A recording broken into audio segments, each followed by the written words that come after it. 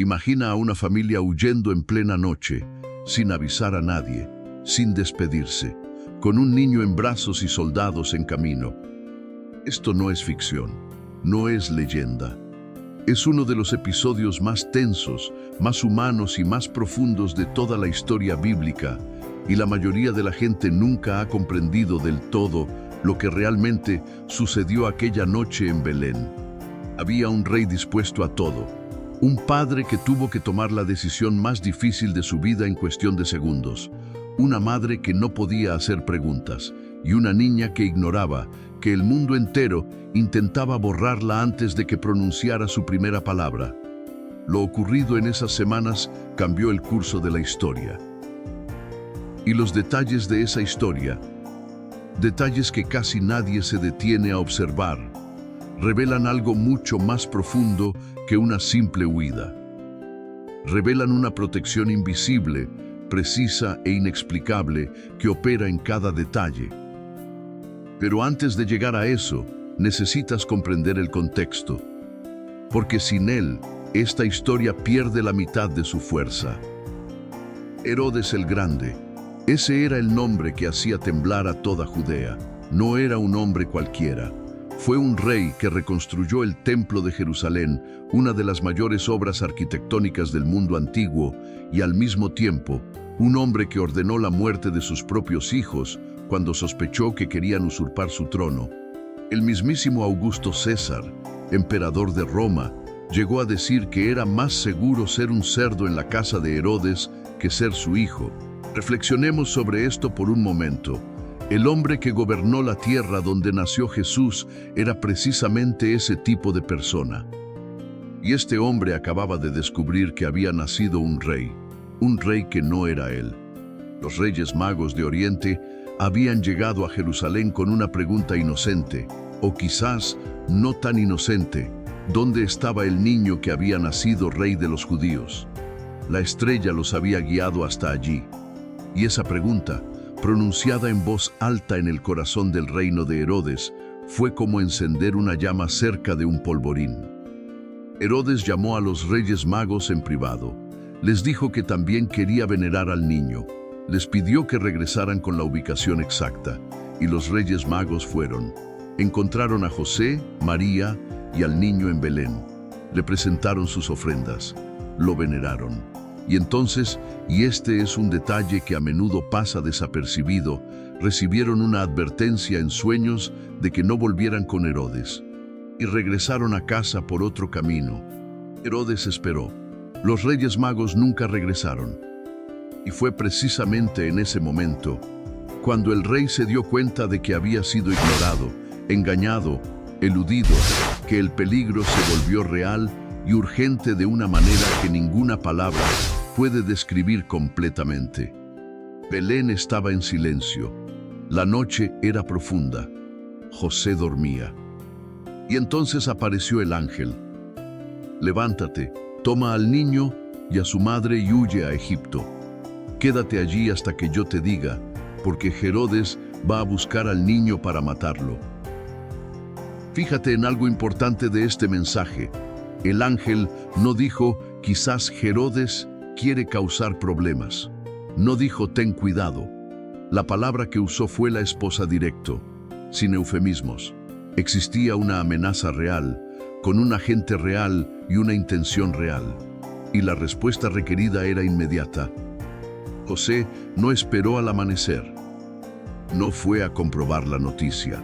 No despertó a los vecinos para despedirse. No pasó la noche sopesando los pros y los contras.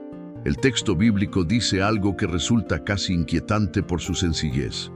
Entonces José se levantó en mitad de la noche, en plena noche, cuando todo está oscuro, cuando el cuerpo anhela descansar, cuando la mente está quieta entre el sueño y la vigilia. Se levantó, preparó al animal, empacó las pocas cosas que tenían y despertó a María. Piensa en lo que sintió María en ese momento, despertada en la oscuridad, de repente, y que le dijeran que tenía que coger a su hijo recién nacido y salir corriendo a un país extranjero, sin tiempo para volver, sin garantía de cuándo terminaría, sin certeza de lo que les esperaba al otro lado. No era un viaje planeado, era una huida, y se fueron, en completa oscuridad, abandonando Belén sin hacer ruido, sin encender las luces, sin llamar la atención. Una familia común y corriente cargando con el peso de algo extraordinario que el mundo aún no estaba preparado para comprender. Ahora bien, hay algo que la mayoría de la gente desconoce y que cambia por completo la forma en que se percibe esta historia. Egipto no era un lugar cualquiera al que huir. En aquel entonces, Egipto estaba fuera de la jurisdicción directa de Herodes. Era territorio romano, pero administrado de forma independiente. El poder del rey de Judea no llegaba hasta allí. Existía una comunidad judía establecida en Egipto, especialmente en Alejandría, que llevaba siglos acogiendo a refugiados de Israel. Desde el cautiverio babilónico, los judíos se habían extendido por todo Egipto y habían echado raíces. José y María no se dirigían a lo completamente desconocido. Iban a un lugar con una cultura, un idioma y una comunidad que podía recibirlos. Pero el viaje, ese era el problema. La ruta de Belén a Egipto atravesaba el desierto del Sinaí. 200, 300 kilómetros de arena, calor y caminos precarios. Con un niño pequeño, sin escolta, sin protección oficial, una carrera contra el tiempo. Y aún así fueron. Este detalle, esta decisión de seguir adelante incluso sin garantías visibles, lo dice todo sobre quién era José. No era un hombre de fe teórica, era un hombre de fe práctica, de esos que actúan en la oscuridad y confían en que la luz aparecerá en el camino. Pero mientras huían, algo terrible estaba sucediendo en Jerusalén. Herodes esperó. Pasaron los días. Los Reyes Magos no regresaron. Y cuando el rey finalmente comprendió que había sido engañado, que aquellos extranjeros de Oriente simplemente lo habían ignorado y se habían marchado por otro camino, algo en su interior se quebró de una manera muy peligrosa. El texto dice que él se puso furioso, pero la palabra en el original va más allá de la ira común. Es una furia que nace de la humillación, de la sensación de que alguien se atrevió a desafiarlo. Y hombres como Herodes, cuando se sienten humillados, no reaccionan con proporción. Dio una orden: maten a todos los niños de 2 años o menos en Belén y sus alrededores.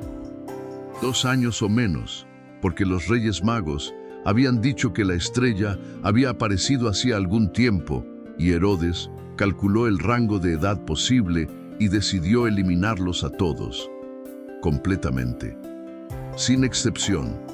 Detente aquí un momento. Imagínate ser una madre en Belén ese día, despertar con el sonido de los soldados en las calles, oír a los vecinos gritar, comprender en segundos lo que estaba sucediendo y ser impotente para hacer nada. El profeta Jeremías había descrito esta escena siglos antes, con una imagen que trasciende el tiempo con una fuerza escalofriante. Se oyó un sonido en Ramá, un sonido de llanto amargo. Era Raquel llorando por sus hijos. Se negaba a ser consolada porque todos habían muerto. Ramá era una ciudad del norte de Benjamín. Raquel era la matriarca bíblica, la madre del pueblo, y el profeta usó esta imagen para representar el duelo colectivo de Israel. Un duelo tan profundo que ni siquiera el consuelo era posible. Esto sucedió de verdad. Niños de verdad, madres de verdad. Un dolor real que no se puede expresar con palabras. Y Jesús no estaba allí. Aquí es donde la historia da un giro. Aquí es donde debes prestar atención con una profundidad diferente. Porque lo que parece ser simplemente una huida, una familia que escapa por pura suerte, empieza a revelar una arquitectura mucho más compleja cuando se observan detenidamente los detalles. Al escribir este relato, Matthew no se limita a contar lo sucedido. Hace pausas en 3 momentos diferentes para decir: esto cumplió lo que el profeta había dicho. 3 veces, en menos de 10 versos. Primero, el viaje a Egipto cumplió Oseas 11:1. De Egipto llamé a mi hijo, una profecía escrita 800 años antes. Una frase que originalmente hablaba del pueblo de Israel siendo llamado de Egipto en tiempos de Moisés y que ahora encontraba un cumplimiento nuevo y más profundo en Jesús. Como si toda la historia de Israel se recapitulara en la vida de un solo niño. Segundo, la masacre de Belén cumplió Jeremías 31:15. El lamento de Raquel, una profecía de 600 años atrás, escrita en un contexto de exilio y dolor colectivo. Y ahora se repite con una especificidad geográfica y emocional que trasciende cualquier coincidencia. Tercero, el asentamiento en Nazaret cumplió con las profecías. El Mesías será llamado Nazareno, una referencia más difusa, más sutil, pero real. El lugar donde Jesús crecería, aprendería carpintería con José y viviría sus años de formación, no fue una elección al azar, fue el destino. 3 profecías, 3 cumplimientos, en una sola historia que dura, como mucho, unos pocos meses. Esto no es casualidad. Y cuando uno comprende esto, empieza a ver que la huida a Egipto no fue solo una operación de supervivencia. Fue la ejecución de un plan que se había estado preparando durante siglos. Pero la historia aún no ha terminado, porque el regreso fue tan tenso como la partida. Herodes murió. La historia lo confirma. Alrededor del año 4 AC, el rey que construyó templos y mató a sus hijos finalmente falleció, y el ángel se le apareció de nuevo a José en sueños. Levántate, toma al niño y a su madre y regresa a la tierra de Israel, porque los que querían matar al niño ya han muerto. José obedeció, de nuevo, sin dudarlo. Pero al acercarse a Israel y enterarse de que Arquelao, hijo de Herodes, gobernaba Judea en lugar de su padre, el temor regresó. Arquelao no era mejor opción que su padre, al contrario, era conocido por ser violento, inestable y despiadado. Roma acabaría exiliándolo pocos años después precisamente por eso.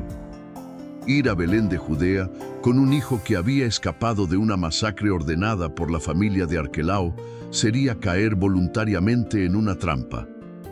Y entonces el ángel intervino una vez más, una tercera instrucción en sueños, una tercera obediencia de José, y la familia se dirigió al norte, a Galilea, lejos del control directo de Arquelao, a un pequeño pueblo, sin prestigio, sin importancia política, llamado Nazaret. Nazaret, un pueblo tan insignificante que uno de los discípulos de Jesús diría más tarde, con tono de sorpresa: ¿acaso puede salir algo bueno de Nazaret? Así lo veían, pequeño, periférico, olvidado. Y fue precisamente allí donde Jesús creció. No en Jerusalén, el centro del poder religioso.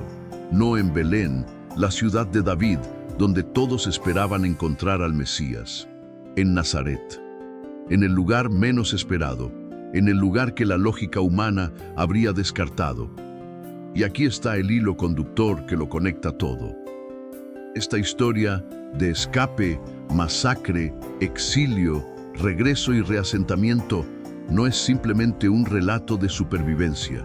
Es una historia sobre cómo lo divino opera en detalles aparentemente desordenados, sobre cómo lo que parece caos, persecución y peligro puede, al mismo tiempo, ser la ejecución precisa de un propósito que va mucho más allá de lo que los ojos pueden ver en ese momento.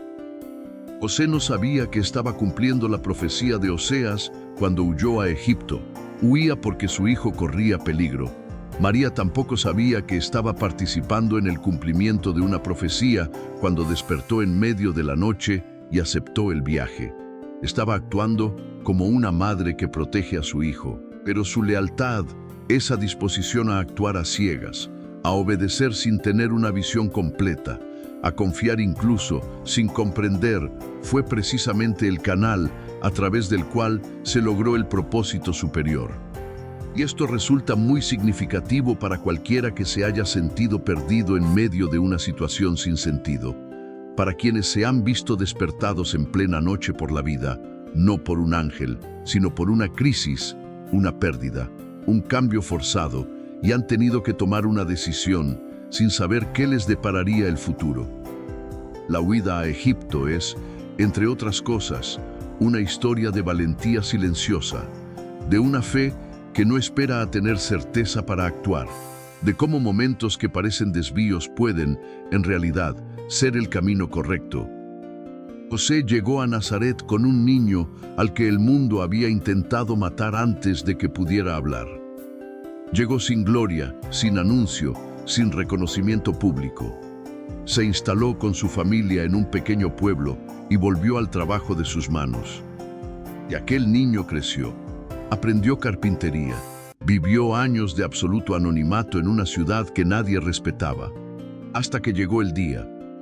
Si esta historia te conmovió profundamente, si sentiste la tensión de la huida, el peso de la masacre, la silenciosa precisión de cada detalle, entonces sabes que este relato va mucho más allá de una simple crónica histórica.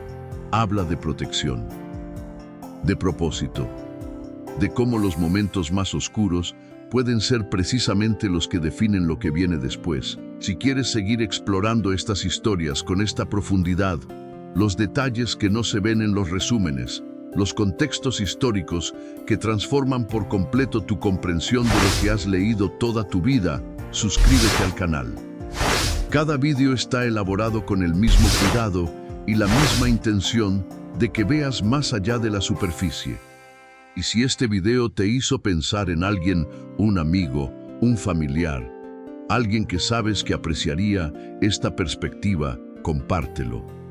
A veces, lo mejor que podemos hacer por nuestros seres queridos es mostrarles algo que les alegre el día.